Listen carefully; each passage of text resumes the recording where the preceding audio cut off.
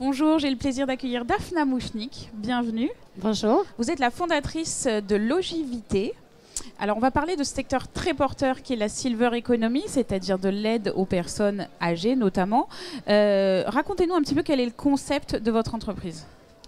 Alors moi, je suis travailleur social de formation et mon projet était d'accompagner des personnes, quelle que soit leur situation économique, quelle que soit leur situation sociale, à pouvoir rester chez elles malgré la maladie, malgré la perte d'autonomie.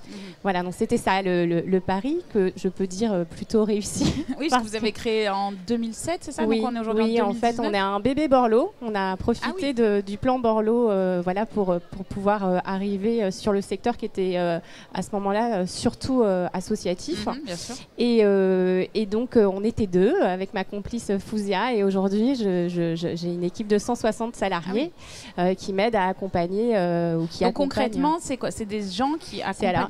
C'est des travailleurs sociaux qui, bon, moi je dis ça comme ça, mais des travailleurs sociaux qui rencontrent des vieilles personnes à domicile, qui réfléchissent à comment les aider au mieux et qui ensuite mettent en place le passage d'auxiliaires de vie. Donc mon équipe elle est également composée d'auxiliaires de vie qui vont à domicile tous les jours aider pour la prise du repas, pour se lever, pour faire sa toilette, pour s'habiller. Voilà, tous les gestes essentiels de la vie quotidienne. Avec cet aspect social très fort. Comment on fait avec les moyens du bord pour que les gens restent chez eux quand même. D'accord. Alors, on le disait, ça fait 12 ans. Aujourd'hui, ça représente quoi? Vous disiez 160 personnes. Et si on donne d'autres chiffres? Alors, c'est 160 salariés et c'est des emplois à temps plein et en CDI. J'y tiens beaucoup parce qu'on souffre d'image dans ce secteur et que du coup, moi, j'ai pris le contre-pied. Et on est beaucoup à prendre le contre-pied et à vouloir proposer des vrais emplois et de faire de ces emplois de vrais métiers. Parce qu'on a besoin de gens solides pour accompagner nos aînés, surtout dans des situations de fragilité. Oui. Et du coup, depuis le début de l'aventure, c'est plus de 4000 personnes accompagnées. Et puis, c'est un réseau de partenaires assez incroyable parce que seul un service d'aide à domicile n'est pas la solution. On a besoin d'être entouré de soignants, d'autres travailleurs sociaux. Vous faites aussi la coordination avec les autres personnes qui entourent. On y contribue. D'accord. Alors, au bout de 12 ans, c'est quoi maintenant les prochaines étapes? Vers quoi vous avez envie d'aller?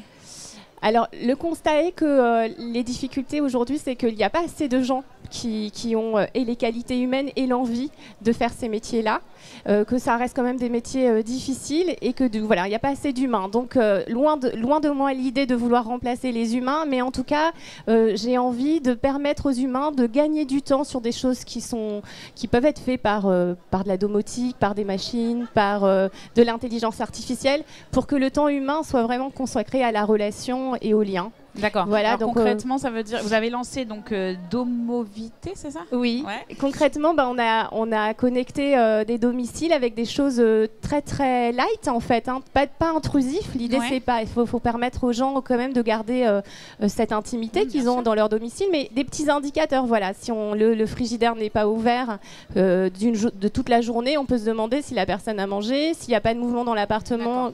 Qu'est-ce qui se passe? Voilà.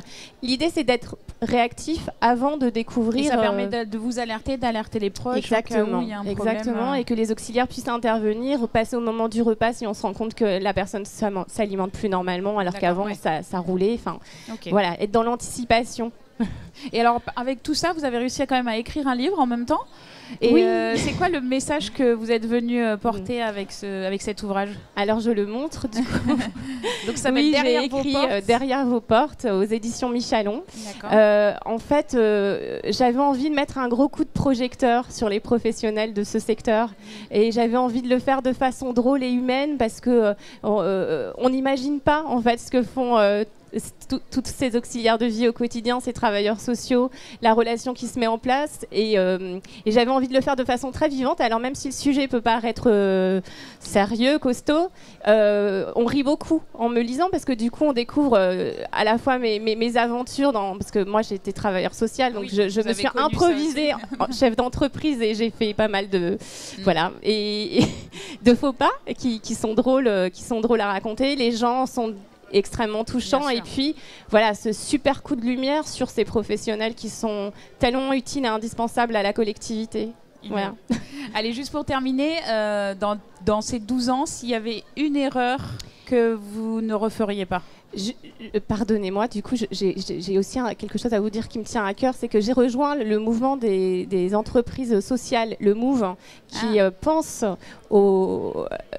l'économie autrement. On peut faire de l'économie, on peut gagner de l'argent, vivre de son salaire, tout en étant tourné vers l'humain, tout en étant donnant du sens à son activité, en donnant du sens et tout ça. Donc vraiment, je tiens à saluer le message ce mouvement.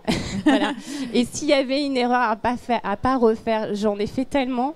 Mais oui, mais c'est le propre de l'entrepreneur, c'est normal. Jusqu'ici, tout va bien. Mais j'aurais envie de dire que je changerais rien parce que voilà, on raconte que si on change un petit truc, ça change le cours de l'histoire. Alors comme j'aime beaucoup cette histoire, je referai les mêmes erreurs. On va éviter l'effet papillon alors.